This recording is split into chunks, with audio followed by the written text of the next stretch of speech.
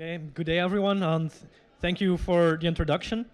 So part of this work I did while I was still a postdoc at KU Leuven in Belgium. But yeah, now I'm doing a postdoc at NYU Abu Dhabi, quite close by. So what will my presentation be about? Well, as the name implies, we're going to attack routers, and we're going to use symbolic execution. So to start the presentation, I'll first give a high-level overview of what symbolic execution is and how it works. And then we're going to extend it so we can symbolically analyze cryptographic protocols. So we're going to extend it so we can handle cryptographic primitives. And why are we going to do this? Well, because we can then apply symbolic execution to the four-way handshake of Wi-Fi. So I'm still attacking Wi-Fi. I like attacking Wi-Fi. And we found some vulnerabilities using this technique. Now, some of these vulnerabilities are more on the theoretic side, and some have quite some preconditions. So I would not say that the takeaway of this talk is that we found cool new vulnerabilities. It's mainly that we have a new technique to discover them, and that's the main interesting part of the work that we did. But at the end, we'll go over some of the results, and we will explain how we can exploit some of these vulnerabilities to, for example, gain code execution on a router. So let's get started with the first part, symbolic execution. And let me introduce it immediately by starting with a very concrete example. Our goal is to apply symbolic execution to network code. So let's start with this simple example. It's a function that receives a network packet, and in this case, it will first validate if the header of the packet is valid, and then it will do some kind of calculations based on the content of the packet. So here we can see it accepts data as the parameter, which will contain the payload of the packet, the content. It has a certain length, and in the first if test, we check if the first byte equals 1. You can imagine in the protocol, it will check the version number that is included in the header. And if this version is incorrect, it will simply drop the packet. On the other hand, it will also check the second byte. It has to be equal to the length of the packet. And if not, the packet will again simply be dropped. And if then the header is valid, it will perform some kind of calculation on the content of the packet. And we now want to fuzz or analyze code like this in order to discover vulnerabilities in it. Now, if we would apply traditional fuzzing here, where we simply generate random values, it can be a bit tricky to pass these kinds of conditions, because we need to randomly hit these two conditions at the same time, and this will slow down if we use traditional fuzzing. It will require a lot of time before we hit exactly those requirements. And this is where symbolic execution comes into play. Symbolic execution is a technique to explore all the paths that your code can possibly execute. And how does that work in practice? Well, in practice, we would mark our data as symbolic, and then we would analyze the function as if it is executing on this symbolic data. So that doesn't mean we can run a program as normal anymore. We can't just compile it with GCC and run it. We need a special kind of symbolic execution engine. And the main difference with a normal execution of a program is if we now hit an if condition, if we hit a branch that is based on a symbolic variable. For example, if we look here at the first if condition, since we marked our data variable as symbolic, now the program would be checking, is this symbolic byte equal to 1 or not? And just to recap, a symbolic variable means that we assume it can take on any valid value. And here we are asking if it equals a certain value or not. And to handle this, we are essentially going to fork the execution of this program into both cases. So we're going to fork it in the first case, and we are going to assume that this first byte doesn't equal 1, and in this case, the program would then execute the return function, and it would stop executing. And then we also have the other condition, namely, if this first byte does equal 1, and in that case, we're going to continue with analyzing the function. So another way to explain this is if we symbolically execute a program, we first start with one instance of the execution, and whenever we hit a branch that is based on a symbolic value, we branch into the two possible cases. We branch where the if condition is true and where the if condition is false. And that way, we will be able to explore all possible paths that a program will take. And when we are analyzing the program in this way, we will also keep track of all the conditions that must hold in order for a program to follow a certain execution. So what do I mean with that? If I encounter an if test, I assume this if test will be true, I will record the condition that must hold in order for the program to actually take that if test. And these conditions are called the path constraint. So these are the conditions that the input must adhere to in order for the program to indeed execute along this way. So as I mentioned, in the first case, the function would immediately return. And in the second case, we would continue analyzing our program, and we would then hit the second if condition in our program. And this is again a branch based on symbolic input. So we again fork the execution, and we add both conditions to the path constraint. And then we continue analyzing these paths as well. Here in the middle case, we would again immediately hit a return value, and we would return. We would stop analyzing the function. And in the other case, we would continue analyzing our receive function.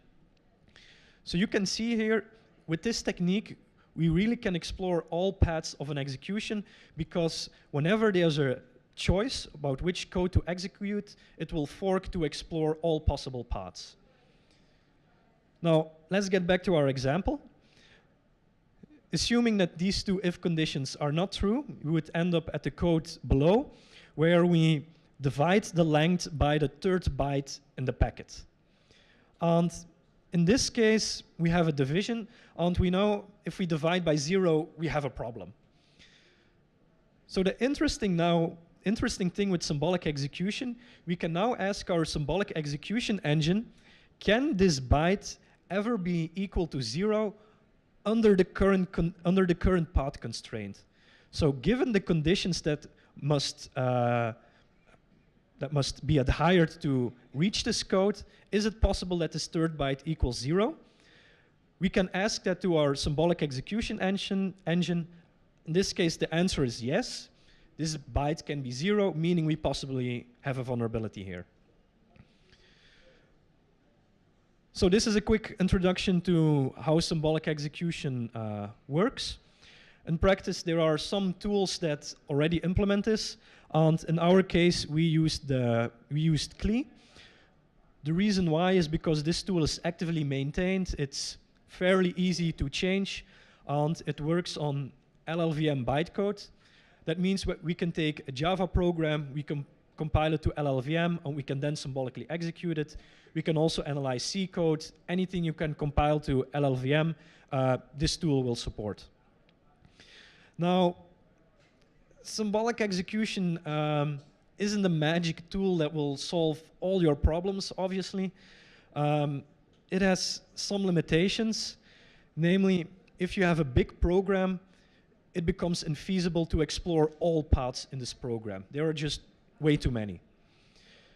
On top of that, it also cannot handle if you have an infinite loop in your program, for example, a while loop, or if you're processing linked lists, that can also pose a problem. And finally, another problem is something we call SMT query complexity. To explain that simply, remember in our example that we asked our symbolic execution engine a question like, can this certain condition hold? And asking these kinds of questions, they are answered by an SMT solver. And if your program is more complex, these questions will also become more complex, and it will take a very long time for your execution engine to answer and analyze these kinds of questions. Okay, so we now want to apply this technique to code that uses cryptographic primitives. Now, let's modify our example a bit so it actually uses encryption. In this case, we have our receive function again, and the first thing that it does, it will decrypt the data that it is receiving. If the decryption failed, it will simply exit and drop the packet. If not, it will process the remaining content of the packet.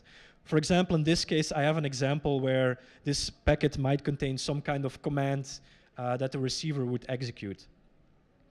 Now, let's say we would blindly apply our symbolic execution technique.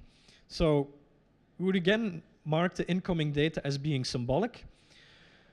The problem now is that our execution engine will also symbolically execute this decryption function. And this can be very time-consuming for our symbolic execution engine to analyze.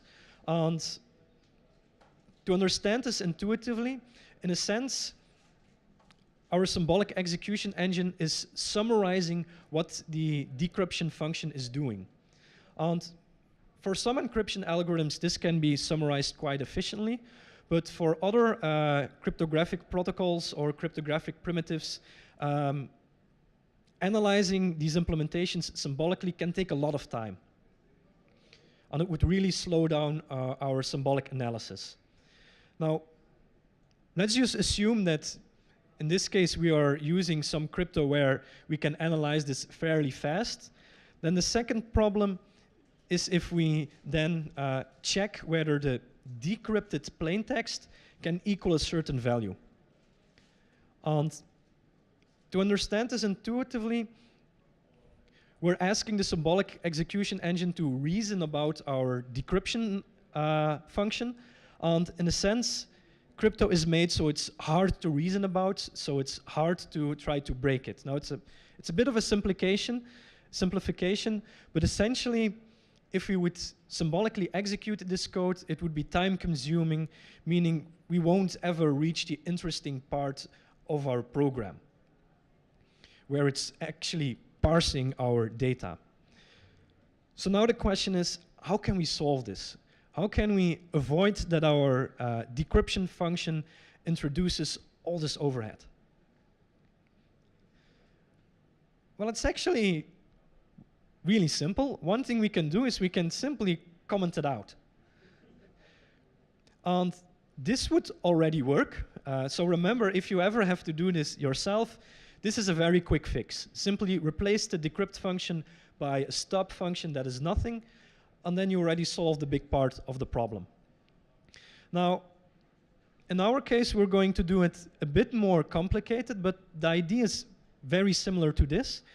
We're simply going to replace the output of the decrypt function with a fresh symbolic variable instead of summarizing this decrypt function. So if we go back to our example, we would now again mark data as symbolic, but instead of analyzing the decrypt function, we simply let this plain variable that represents the plain text be a fresh symbolic variable without any special conditions on it. And this will allow us to do a normal symbolic execution of the rest of the code. Now, why do we create this fresh variable instead of simply commenting out the decrypt function? The reason why is because we can then also check some more advanced properties, and I'll come back to that in a bit. But the takeaway message here is that by doing this, we can now actually analyze the interesting code of our protocol. And apart from handling decryption, we can also handle hash functions in a similar way. Instead of symbolically analyzing these hash functions, we simply replace their output by a fresh symbolic variable, and that's it. And one advantage of this approach is that we can essentially track the usage of crypto primitives throughout our code, and this will allow us to check more interesting properties. For example, one thing we can do is we can now also detect trivial side channel vulnerabilities. Imagine, for example, that you have a packet with a certain authenticity tag, for example, a signature or the output of a hash function, and then your implementation will compare if this output of the hash function equals the expected value. And if you want to do this securely, you should be using a constant time memory compare, which always compares all the bytes, and it shouldn't exit on the first byte difference, because otherwise you might have a timing leak. And by introducing our fresh symbolic variables, we can actually check if this is done properly. We can check that either no bytes of a hash output are in the path constraint, or whether all bytes of the hash input are in the path constraint. Because if there's only one byte in the path constraint, it means it does an early exit. So if this is not completely clear, just remember that we can detect timing side channels using this. Another thing that we can do with this technique is detect decryption oracles. Not going to go into too much detail here. Basically, what I mean with a decryption oracle is if your program decrypts data and then processes it without checking the authenticity of this data, then an attacker can potentially abuse this, because he can take an encrypted packet, he can manipulate it, and then forward it to the receiver, and the receiver won't detect that an adversary manipulated with the encrypted data. And in practice, this is something that an attacker can abuse to, for example, decrypt certain content. Okay, so this was a bit more on the technical side. But the idea is now to apply this to the four-way handshake of Wi-Fi, which is used in routers. So let me quickly introduce what the four-way handshake actually is. And whenever you connect to a protected Wi-Fi network, the four-way handshake is the thing that verifies that you possess the correct password of the network. In other words, it provides mutual authentication. The access point verifies that you know the password, and you verify that you are connecting to a legitimate network and that you're not connecting to the attacker, for example. And at the same time, this handshake also negotiates what we call the PTK, which is basically just a fresh session key which will be used to encrypt data after the handshake. Now, this handshake was originally part of WPA2, but I do quickly want to remark that even if in a few years you'll be using WPA3, or maybe this year already, then the four-way handshake is also used in WPA3. This is because in WPA3, we first execute what we call the dragonfly handshake, and after the dragonfly handshake, the four-way handshake is still being executed. So the takeaway message here, the four-way handshake is used both in WPA2 and WPA3.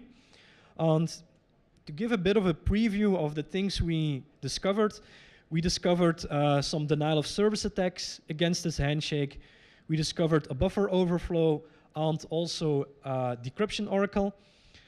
Now, some of these are more theoretic attacks, some of these are more practical, and we'll discuss that in a bit more detail later on in the talk.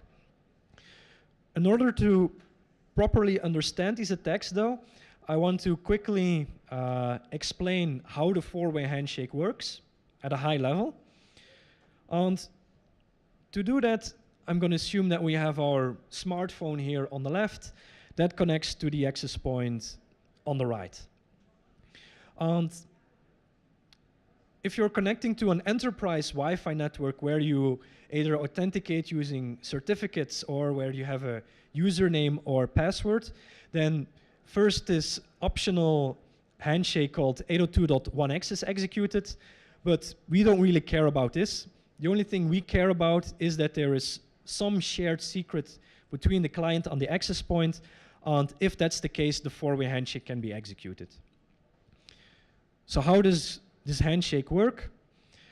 Well, the first two messages of the handshake, they are used to transport a random number between both devices. So first the access point sends the A nonce to the client, and here the A nonce is a random number, and A nonce stands for access point nonce. Once the client receives that, the client will generate its own random number called the S nonce, where S nonce stands for supplicant nonce, and supplicant is just a synonym for client, essentially. So these two devices exchange these random numbers, and they can then combine these two random numbers with, for example, the pre-shared key of the network to generate the PTK, which is this session key which will later on be used to actually encrypt data that is being sent. Okay, so that's the first part of the handshake.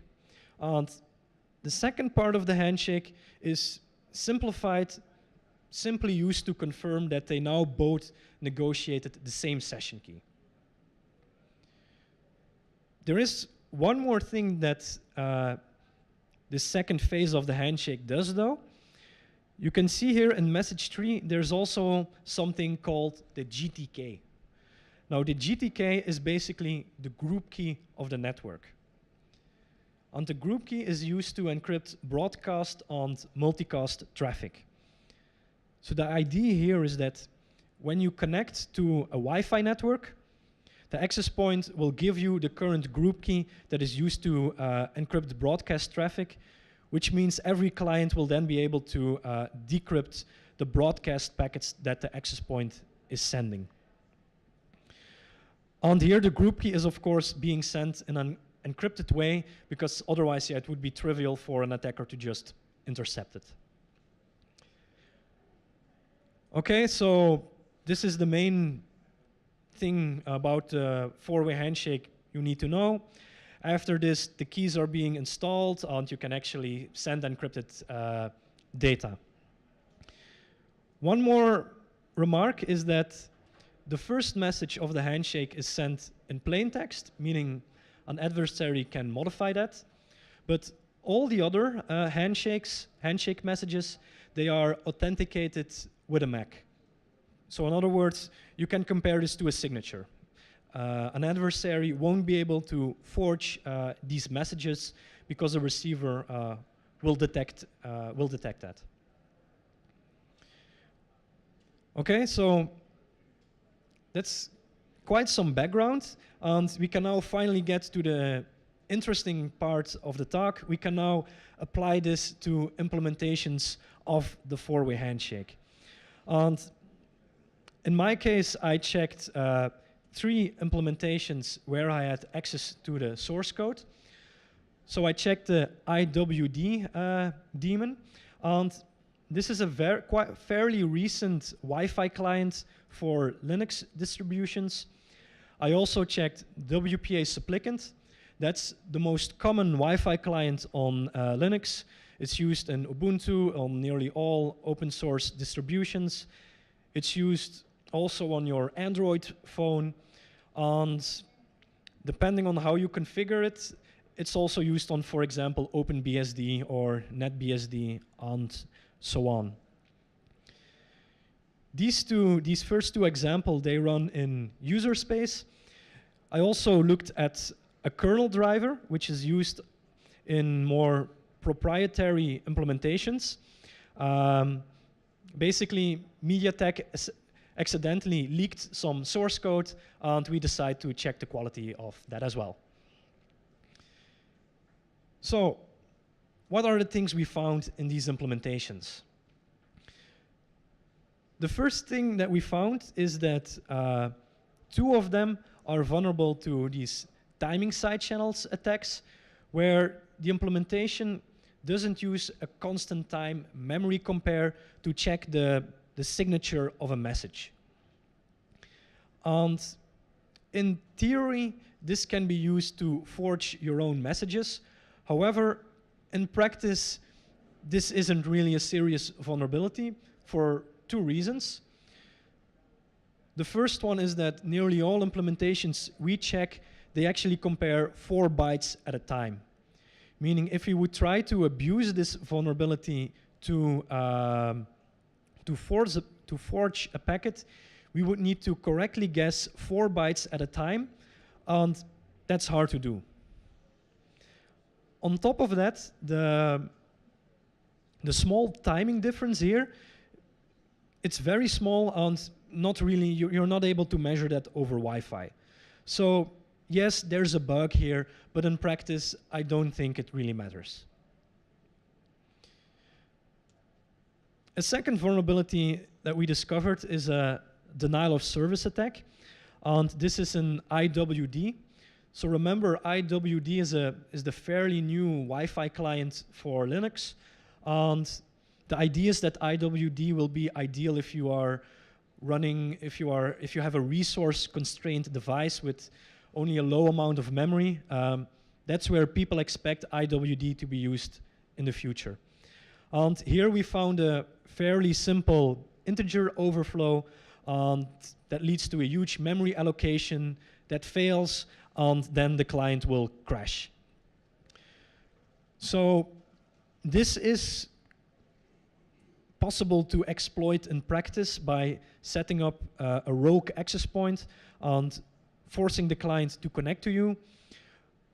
But again, in practice, this is not one of the attacks that really is interesting in my opinion, because yeah, the client will crash, but most likely it will just restart IWD, and there's low impact in practice. One of the more interesting bugs we discovered is a decryption oracle though. So remember that a decryption oracle occurs if a receiver decrypts the data that is being sent, but it doesn't verify its authenticity. It doesn't check the signature.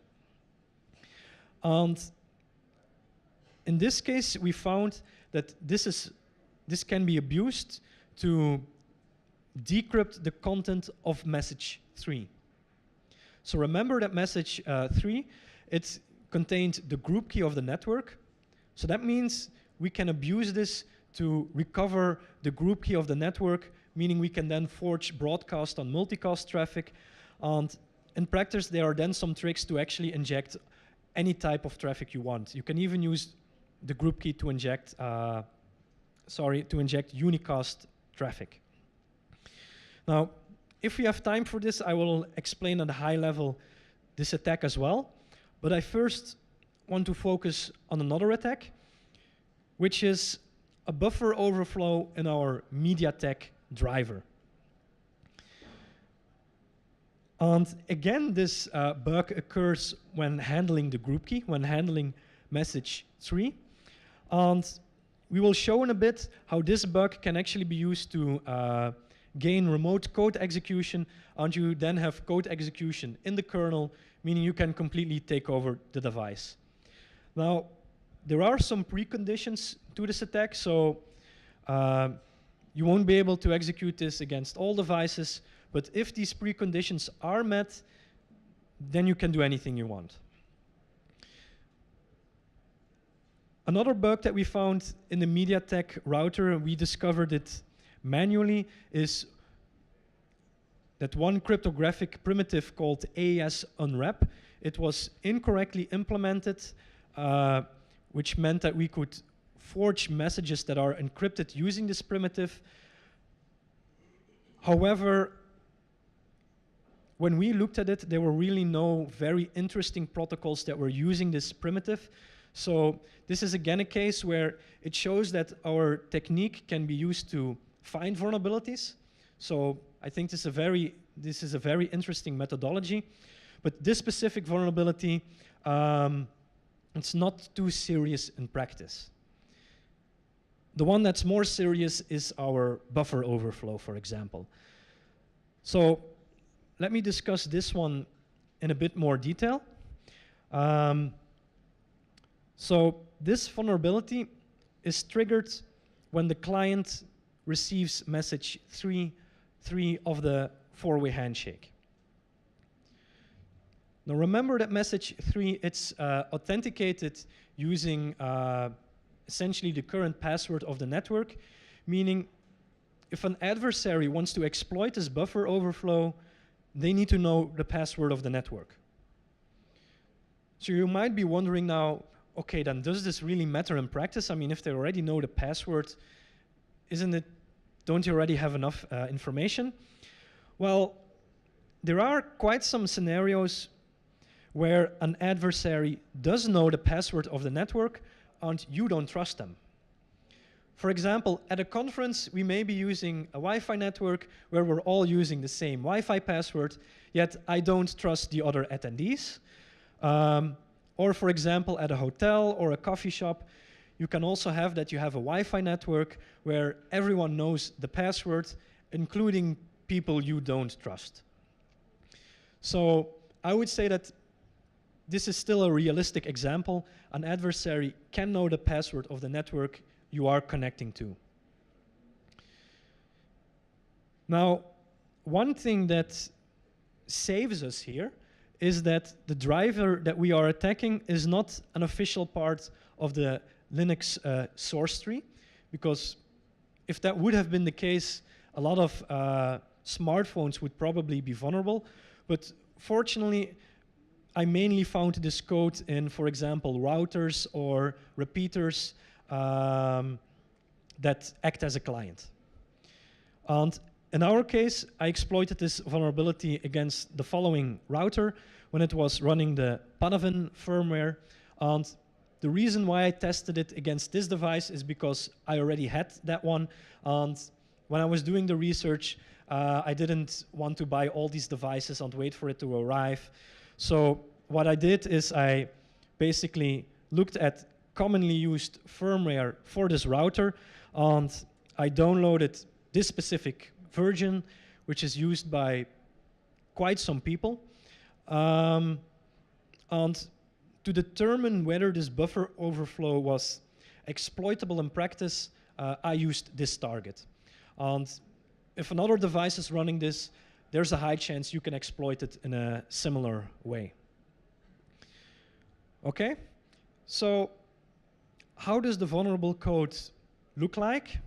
Well, it's this complicated bunch of code. Well, it looks complicated, but there's only 3 lines that we really need to focus on.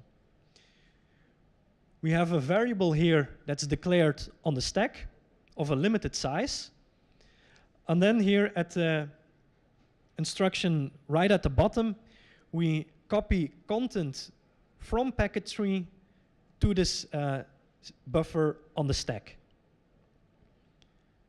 So you can probably see where this is going.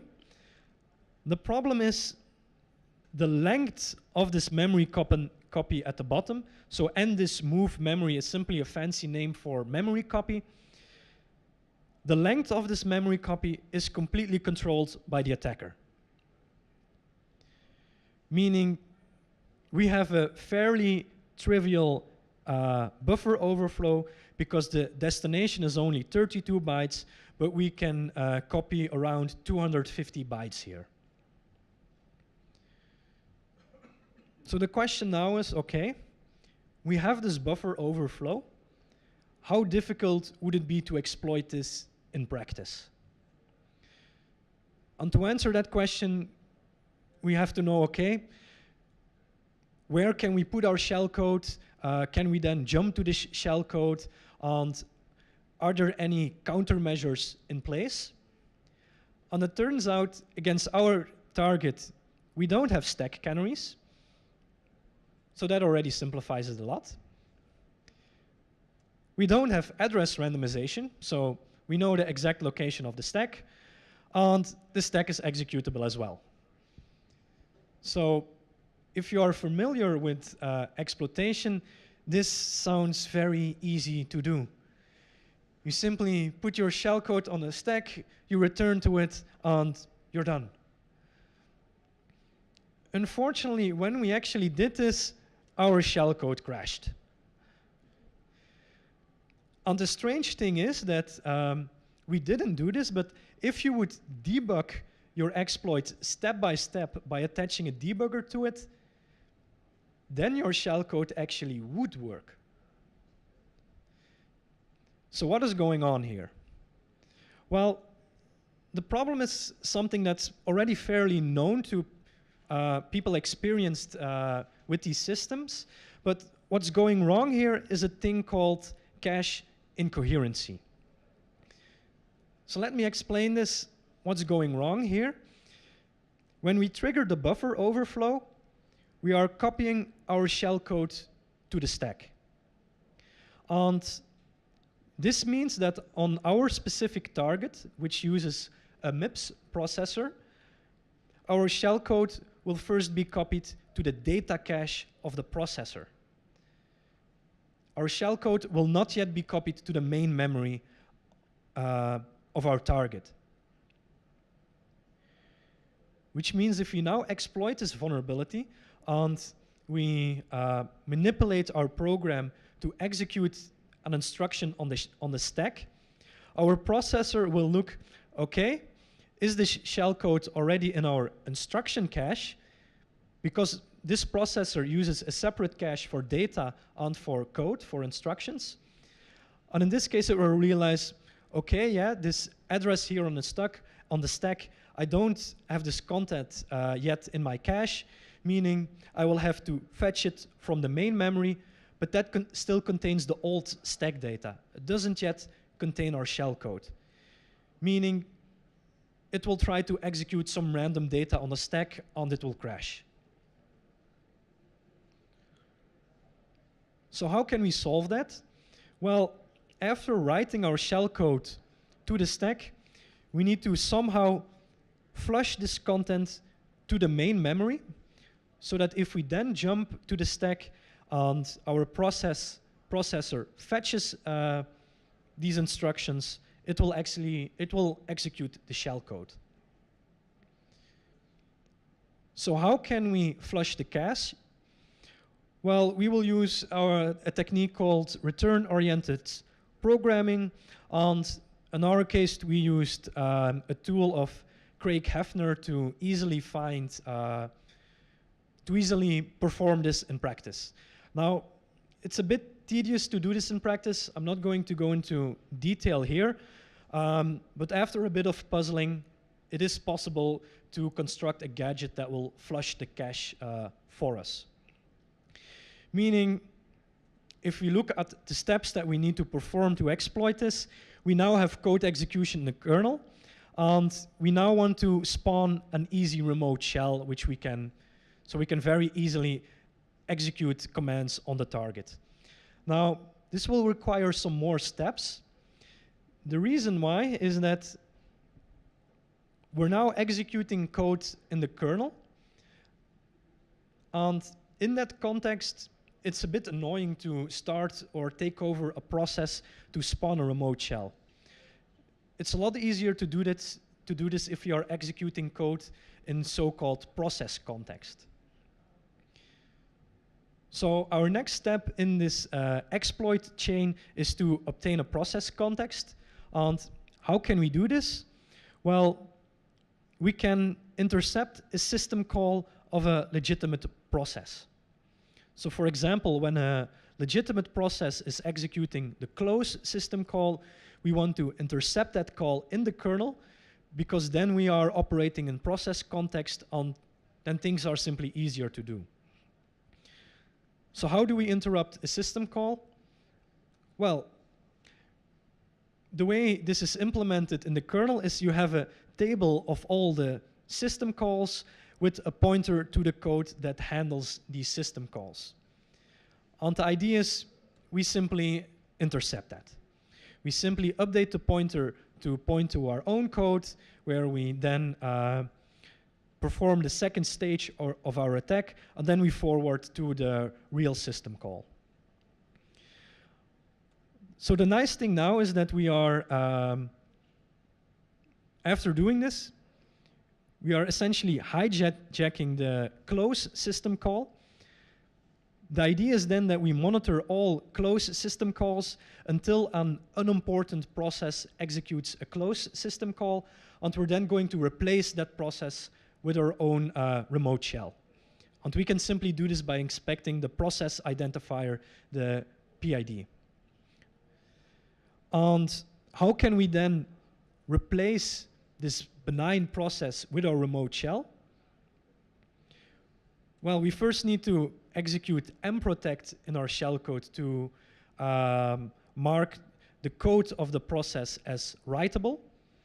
And we then copy shellcode, in a sense, to the return address of this process, so that when the closed system call finishes and execution is handed back to the process, it will execute our shellcode, which just replaces the process by something new. Now we are missing one thing here. There's one more step that we need to do. Maybe some of you already know it. It was mentioned in the talk. We need to remember to flush the cache again, because otherwise we have the same problem that we copy our shellcode, but the old instructions are still in the cache, meaning our shellcode wouldn't be executed. So after doing all this, we can then simply run shellcode in a simple user space process, and we can, for example, we can execute telnetd, which will connect back to us.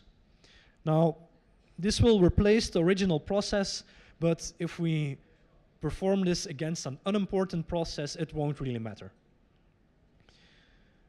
Now, at this point, you may be wondering, okay, those are a lot of steps I need to perform. Is it actually possible to put all this shellcode into a single packet? And here we are, from the attacker perspective, quite lucky, because for the initial stage of the attack, we have 250 bytes.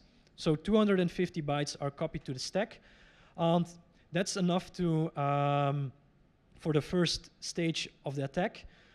And on top of that, our full handshake packet can transport 2,000 bytes, so we can put our second stage into this handshake frame as well. And what makes this practical is that we can use null bytes in our shellcode. Because remember, we are doing a mem copy, we're not doing a string copy, so we can use null bytes, meaning it's relatively easy to write short shellcode. Now, of course, it's still tricky to get all of this working, but in the end, you do have then a remote shell. Now, there are some takeaway lessons that we can learn from this. The first one is, if you are exploiting, for example, a router, remember that you can have the cache incoherence problem. Another lesson is that with more complicated exploits like this, it will be very useful to first test your IDs in C and then convert them to assembly. Another clever trick is to debug your shellcode. You can use infinite while loops. For example, to see if a certain point of your shellcode is actually reached, you can put an infinite loop in your shellcode. And the idea is then, if you perform your attack and indeed this infinite loop is reached, your router will just hang. And then you know, okay, the infinite loop got reached, meaning all the code above that is correct. On the other hand, if your router crashes, it means this infinite loop never got hit, meaning there's a bug even before that. And finally, one thing I want to mention is, if you want to practice exploitation, I recommend the IO war game at io.netgarage.org. It's where I learned quite of this stuff as well.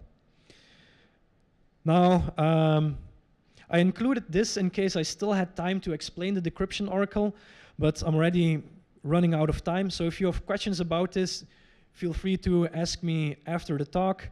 Basically, we found a way to exploit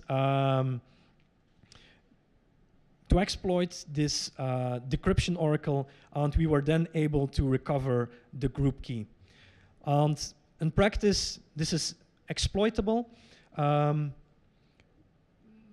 but I wouldn't say it's the most practical attack someone can carry out against the Wi-Fi network. Because if you would exploit this against just a single client, then it would take 8 hours in total to recover the group key, which is a long time, right? There are ways to optimize the attack though. We can target multiple clients at the same time. So for example, if you would target 8 clients at the same time, then we would be able to execute this in just an hour. On top of that, this estimate of 1 hour assumes you decrypt all 16 bytes of the group key, but in practice you can only brute force the first 12 or 10 bytes and then just guess the remaining content.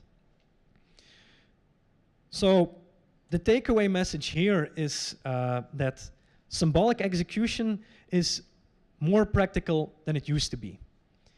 This is, for example, a comic of a few years ago where someone wrote their own symbolic execution engine, and after a lot of work, they found one bug, while someone else just wrote a very simple fuzzer, and yeah, they found more bugs. I would say this situation is now changing. Symbolic execution tools definitely still have their limits, but I think it's by this point useful to take a critical component of your program and then symbolically analyze that. For example, to symbolically analyze code that processes incoming data from a network. So that's the takeaway message here. We applied symbolic execution to cryptographic protocols. We found some vulnerabilities, and we believe this is an interesting technique. So if there are any questions, or at least if we have time for them, feel free to ask.